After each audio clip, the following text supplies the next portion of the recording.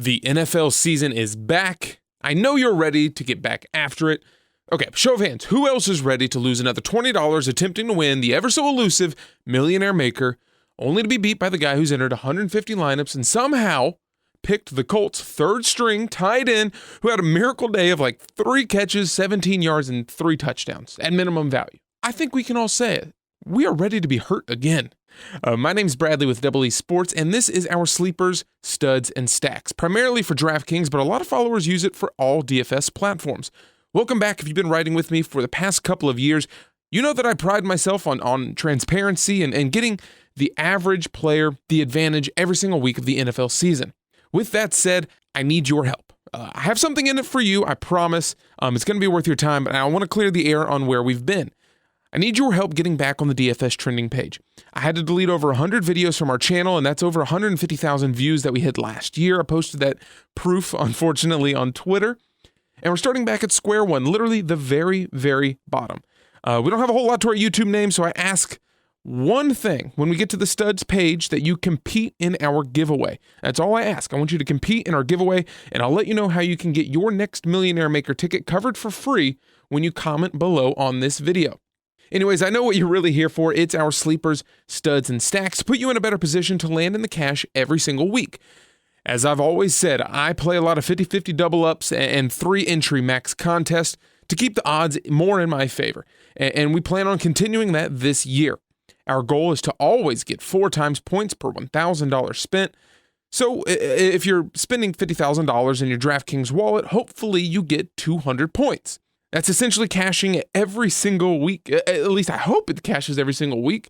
This is only part 1 of the NFL season, sleeper, studs, and stacks. We're going to have a part 2 coming out next Tuesday as we get closer to the kickoff.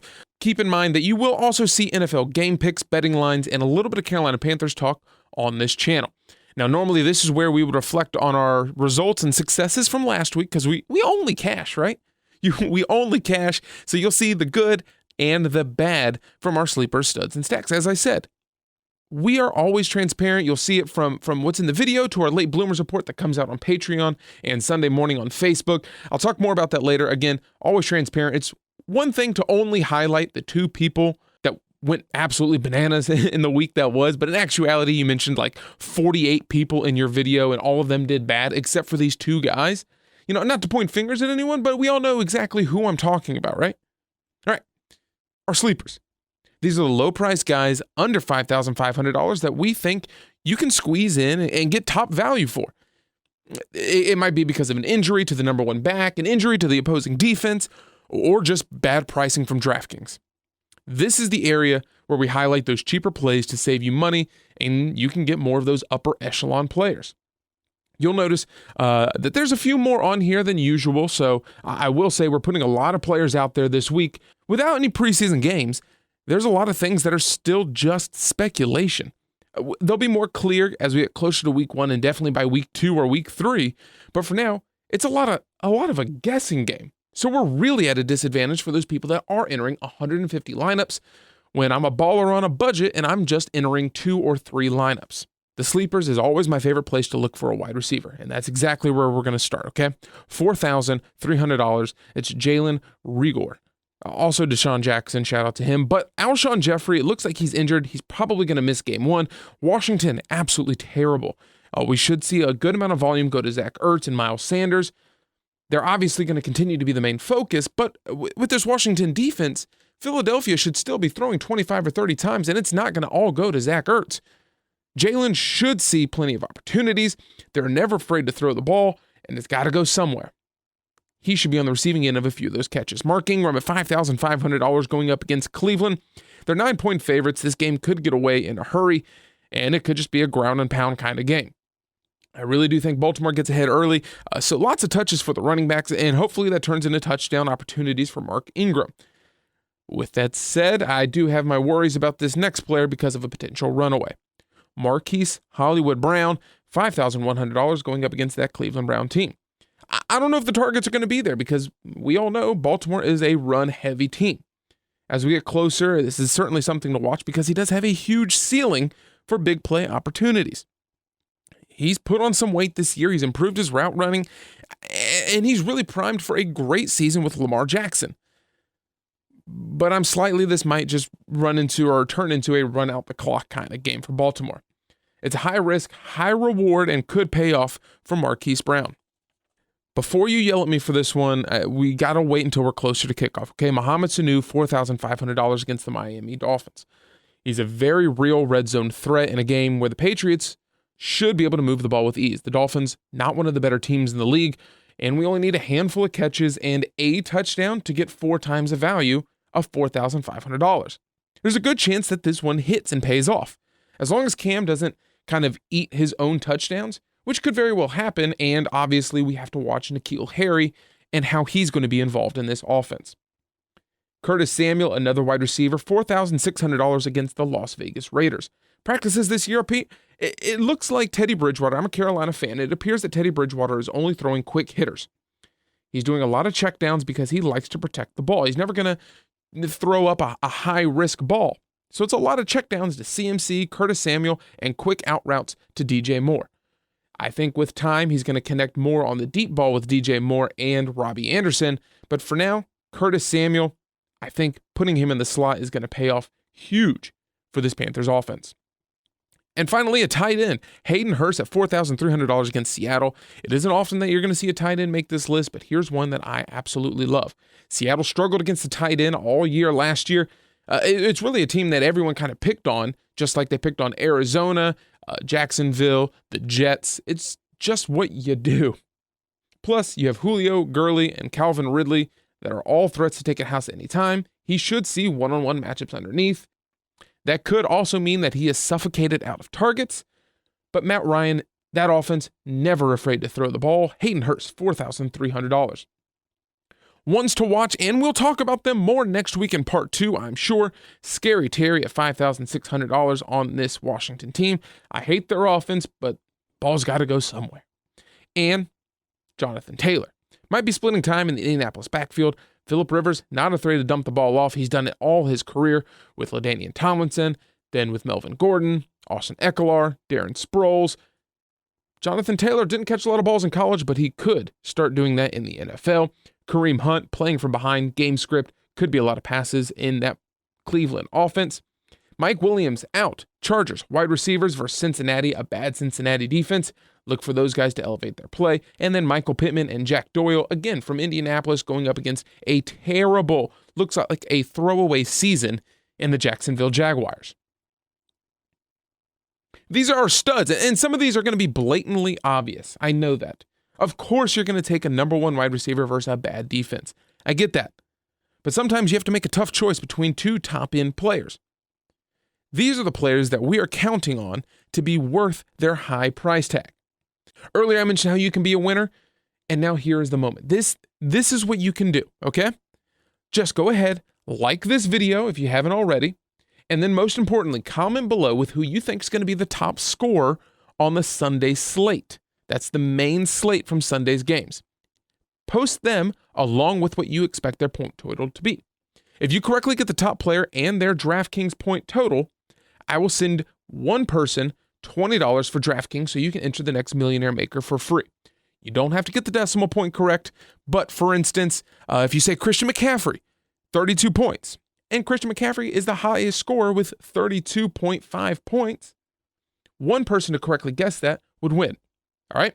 You have until 1 p.m. on kickoff on Sunday to enter.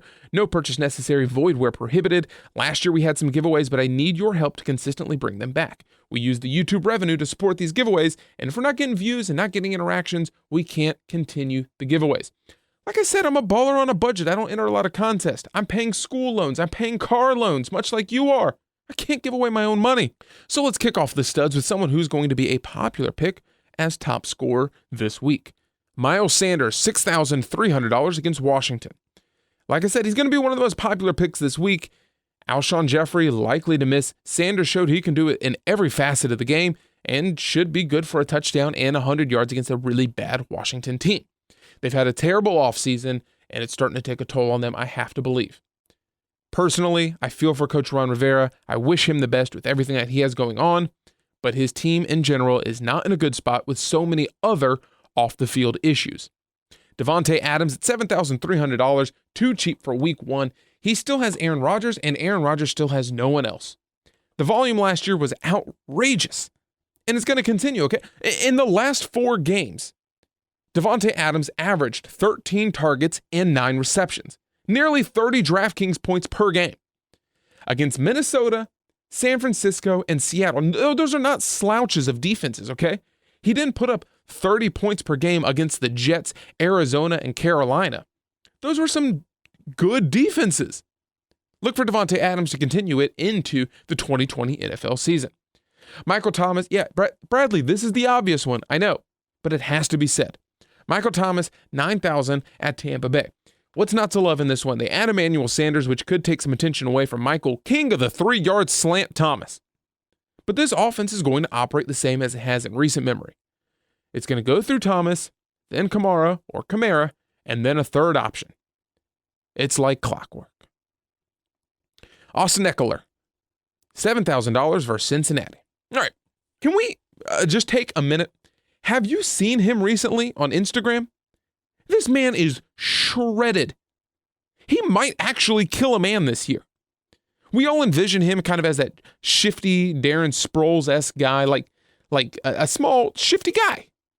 But he's the Costco version of Derrick Henry with better hands. I hope he goes off this year and continues the success that he found last year with his team.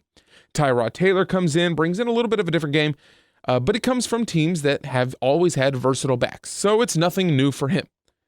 Christian McCaffrey, $10,000, is Mr. Do-It-All versus Las Vegas. I don't think the Panthers win a ton of games this year, I'll be honest.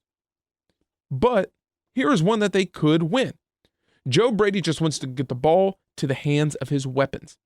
And being from Carolina, the practices and schemes look to be similar to what they had last year.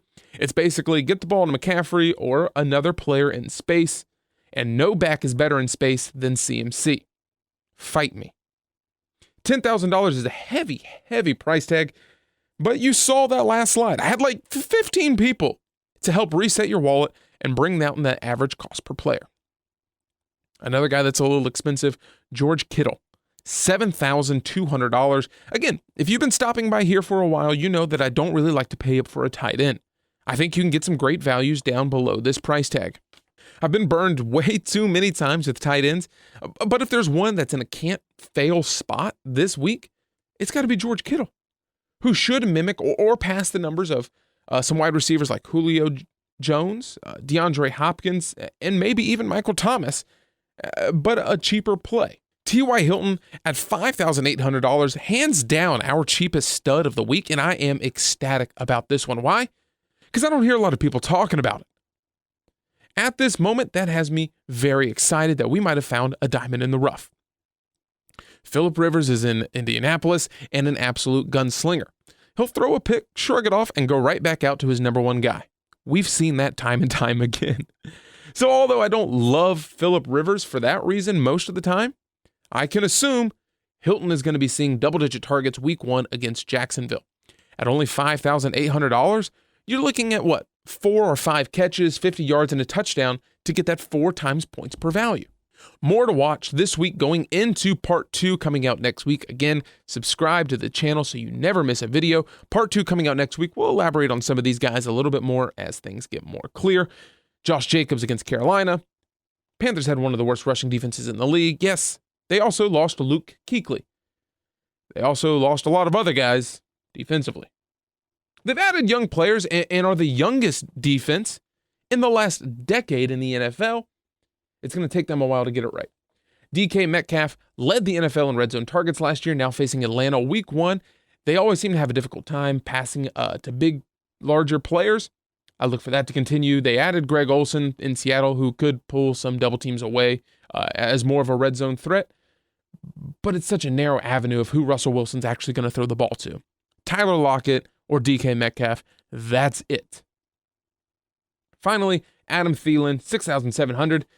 He's on the watch list because I thought about taking him off. He only had 11 points against Green Bay last season in terms of Draftkings points.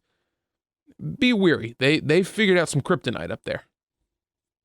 Now it's our stacks, and this is a crowd favorite. These are at least 3-player builds that can get you a good foundation for the week ahead. For instance, if you have DeAndre Hopkins is poised for a big game, Kyler Murray will probably also have a strong game. They work together. They go hand in hand. Tyreek Hill's success relies on that of Patrick Mahomes. So, who are our favorite stacks this week? We have the Seattle Seahawks against the Atlanta Falcons. Vegas predicts this as a high-scoring game. Second or third highest on the slate, depending on where you look, and it's going to be a close one. We know Russell Wilson has his favorite targets in Tyler Lockett and DK Metcalf. You might be able to put Greg Olsen in there, but still, I think the red zone looks go to DK Metcalf. Olsen should just pull enough attention away, but not pull the targets away. Conversely, on the other side of the ball, I think Atlanta's in a really good spot, specifically with Calvin Ridley and Hayden Hurst, also looking the way of Julio Jones, who's going to have a good game every game. Next one up, Carolina Panthers. You can call me a homer all you want. I think it's too cheap to overlook. Teddy Bridgewater, CMC, Curtis Samuel. Yes, CMC is a lot, but you know he's going to get the ball in his hands. Teddy Bridgewater, I mentioned earlier, he loves the check down. It's either going to go to Christian McCaffrey or Curtis Samuel, and DJ Moore could be the big play guy this year. The Miami Dolphins. What? Yeah, Miami Dolphins. What? Yes, Miami Dolphins. What? Bradley, are you just questioning yourself? I am. I'm going crazy in the studio. Okay, we're going to talk about that one next week, part 2. I'll let you know why I'm not that crazy. I'll let you know why I'm not that crazy. Defenses. I think you can always find a diamond in the rough on defense. I hate paying top value for defense. I think you can find someone deep down there that's going to get sacks and turnovers, and those are key on defense. Very rarely do I take the top tier defense, but this week, I think I'm actually looking at them. The Buffalo Bills, $3,700 against the Jets, one of the worst teams in the league, and a cheaper price that we see than we normally see on the defense, number 1 on the Draftkings scale. Second defense I'm taking a look at is Baltimore at $3,100 against the Cleveland Browns, and Carolina, $2,500 against Las Vegas. Bradley, didn't you just say they were terrible? Yes, I did. However, they have 4 extremely good pass rushers up front, and they could cause a little bit of trouble. If they're able to pull off 2 or 3 sacks from me, and I think Brian Burns is certainly capable of that with Stephen Weatherly on the other side, the defensive backs might be able to steal a pick or 2 and can really change this game. I don't love this pick, but if you're looking at the cheapest of the cheap defenses, Carolina could pay off with a double-digit performance. All right, guys, time to connect. I love talking sports, and I try to read and respond to all the questions that you post below on this video. So make sure you submit your top player prediction for a chance to win that $20 prize to get you into the next Millionaire Maker. There's more ways for me to stay connected with you and so that we can continue to talk, especially when we talk about Carolina Panthers. Find me on my personal accounts. I'm always following back on Instagram. That's at @BEE. We'll be going live throughout the season and may do a few Sunday morning streams on twitch.tv/DoublySports or here on YouTube. So make sure you're subscribed and follow so that you never miss a thing. Lastly, patreon.com/DoublySports to get our starting 5 that we're using for our main lineup and a late bloomers report that comes out first on Patreon and then for free Sunday morning on Facebook, facebook.com/DoublySports. That's all we got for this video. Part 2 coming out next week for NFL Week 1 of the DraftKings season. This is our sleeper studs and stacks, and hopefully the next time that I see you is in the green.